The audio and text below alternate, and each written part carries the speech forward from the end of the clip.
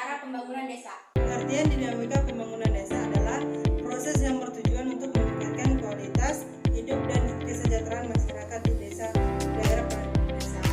Proses ini mencakup berbagai aspek seperti ekonomi, sosial, budaya, dan lingkungan. Pembangunan desa adalah proses yang bertujuan untuk meningkatkan kualitas hidup dan kesejahteraan masyarakat di daerah pedesaan.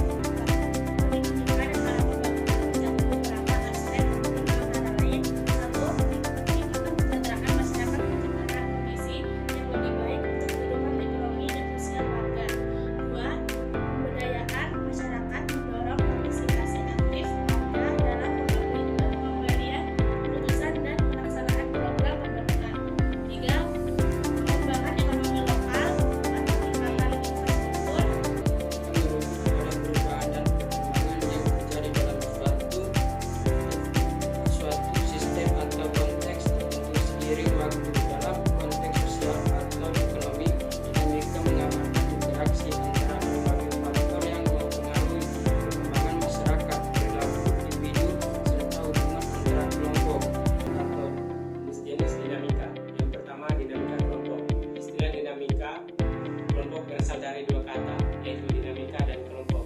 Dinamika memiliki arti sebagai sesuatu yang mengatur tenaga kekuatan, selalu bergerak, berkembang, serta bisa menyesuaikan diri secara memadai akan keadaan yang ada. Selain itu, dinamika juga bisa diartikan sebagai interaksi dan interdependensi antara kelompok dengan kelompok lain secara keseluruhan.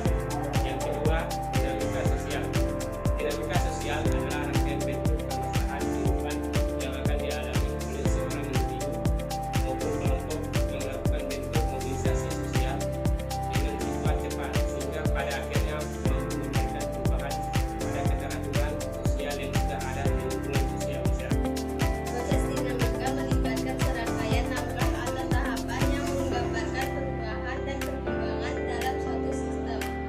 Berikut adalah langkah-langkah utama dalam proses dinamika. Yang pertama, identifikasi masalah, menentukan isu atau tantangan yang perlu diatasi dalam konteks tertentu seperti pembangunan desa.